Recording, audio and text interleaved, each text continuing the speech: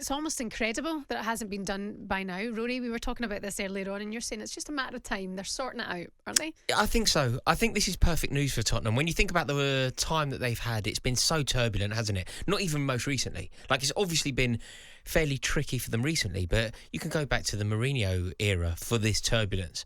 And finally, from their perspective, I feel like a bit of luck has fallen their way. Bayern Munich making this decisive or ludicrous decision, depending on your perspective here, could be exactly what Tottenham need. Tottenham now have an opportunity to go out and get the manager that they ironically wanted pre-Conte. When Mourinho left the club in, what was that, 2021? Mm-hmm. Nagelsmann, it felt like a good fit. It felt like they were tapping him up. And for one reason or another, they went for Conte. At the time, I actually felt like that was a good decision. I felt like they got it right. But it really hasn't landed for them. And this Nagelsmann news, the fact that he is now available, has got to have just been like the dream coming true that Daniel Levy has been hoping for. You would think so, but what do we know fully about Julian Nagelsmann? We know that he's still a very young manager. We know that he won the Bundesliga not long after, like you say, was propositioned as that Spurs manager. Won the Bundesliga, of course, with Bayern Munich. He's got a 100% record in the Champions League. They're due to face Manchester City, and he's only lost 3 games the full season. Bayern Munich sitting second in the Bundesliga, just behind Borussia Dortmund. What is sackable about that? I mean, there was something the previous year. That I can remember. Do you remember when they got launched out of the European Cup by Villarreal?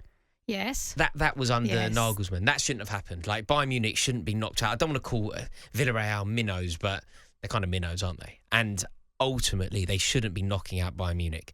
So I think that might have been in the heads of the decision makers at Bayern, because Bayern have been incredibly unlucky, just like Real Madrid, Chelsea and Man City have, with our side of the draw. Our side of the draw is so difficult. And if Bayern desperately want to win the European Cup, as they obviously do, I think the players are there. We saw how they made light work of Paris Saint-Germain. So they do have the talent, but I think they're looking at Nagelsmann, thinking about what happened last year, and probably coming to a conclusion that Thomas Tuchel is better placed to get them to another European Cup rather than Nagelsmann, which is the dream for Tottenham. Because, look, if he comes to the Premier League, he becomes the youngest manager in the Premier League, doesn't he? Is it the dream for Nagelsmann? Is that the move that he wants? Because quite often in this show we've debated how Spurs is ruining some incredible managers. Don't know if ruining's the right word, and I don't know if it was the word for Pochettino as well.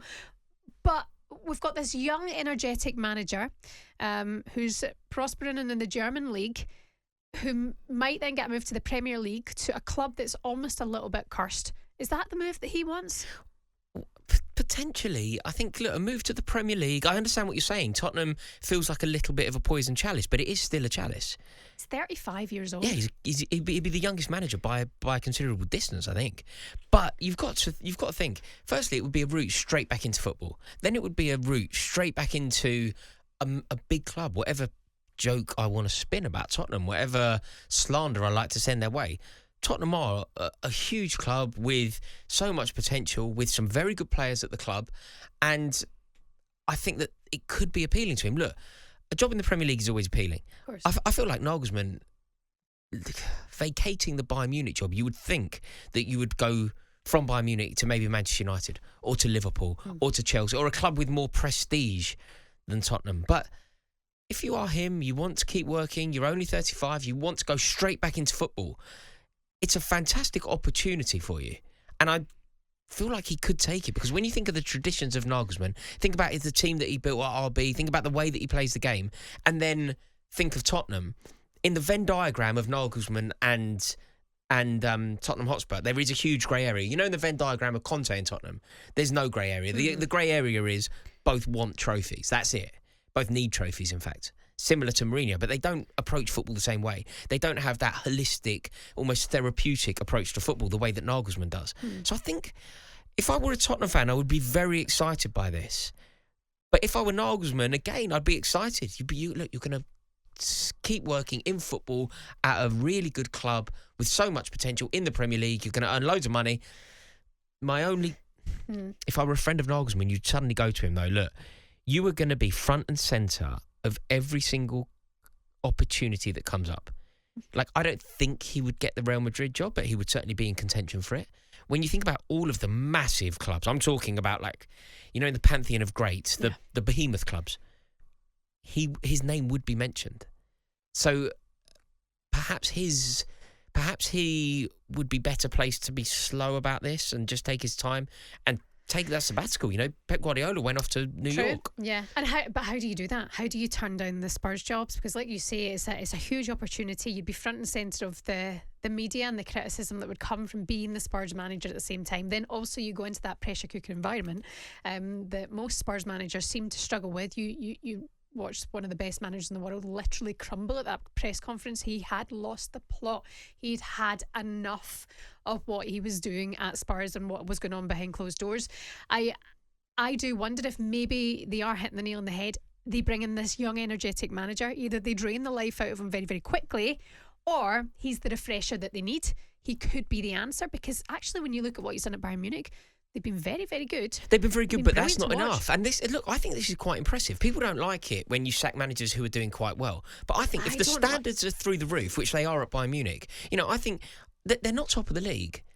And they went out of the European Cup last year to Villarreal. Like, that's not good enough. Why is Tuchel better? Okay, he came to Chelsea and won a European Cup in a very, very short space of time. Is that the focus then for bringing Tuchel into Bayern Munich now? But it's not only that. It's the fact that Dortmund are top of the league. By a point. Yeah, but Bayern Munich, the way that we know them, are top by 10 points. They're clear by 10. But you can make a case from the Premier League. Arsenal are how many points clear of? No, but it's different because there was a time when it felt like a monopoly in the Bundesliga. Bayern Munich had a monopoly on that trophy. I think, you know, they went 9 years in a row, didn't they? No issues whatsoever. So I think that everything combined, the powers that be, despite I think his win rate at Bayern, something like 72%. It's really high. He's obviously a very good manager. But however good he is, the standards of Bayern are higher. And Thomas Tuchel's ceiling is certainly higher. And Thomas Tuchel's track record is certainly higher. Remember, you brought up the Chelsea European Cup win.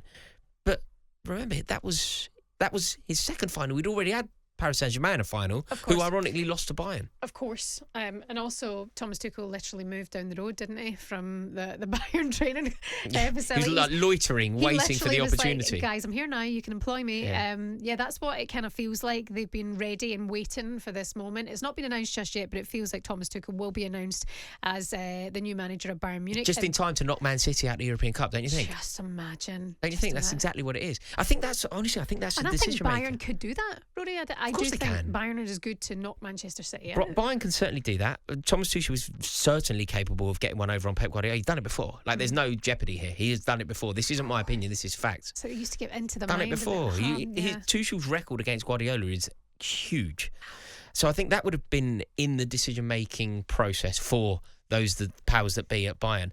But just from a Tottenham perspective, if you are anyway linked to Tottenham Hotspur, this has to just be your dream come true, doesn't it? It's all gone wrong. You don't know who to turn to. You don't know where the best manager lies. When you think about the other opportunities for Tottenham, you start thinking, like, genuinely, you start considering somebody like Michael Carrick, who is a former fan's favourite, doing very well at Middlesbrough, but it feels early. Then you start thinking Pochettino, but it feels regressive. You've done it. Then you start thinking Ange Postecoglou, but it doesn't feel quite right. And, you know, doing very well in Scotland, as impressive as that is, he needs a bit more time. Yes. Yeah. And then when you start actually breaking it down to where they should go, Tuchel, by the way, was a great shout for Tottenham, but he's now off the table. You start running out of options. Like I say, you'll start thinking about the Middlesbrough manager. Whereas now, Nagelsmann is available. It's just the perfect fit. Nagelsmann, young, progressive manager, forward-thinking, approaches the game in the way that Tottenham Hotspur fans want. This, to me, just feels like the dream for Daniel Levy and Joe Lewis. Yeah, it feels like this could be what they're looking for at the end. And have been looking for the best part of 3 decades. I just didn't know it.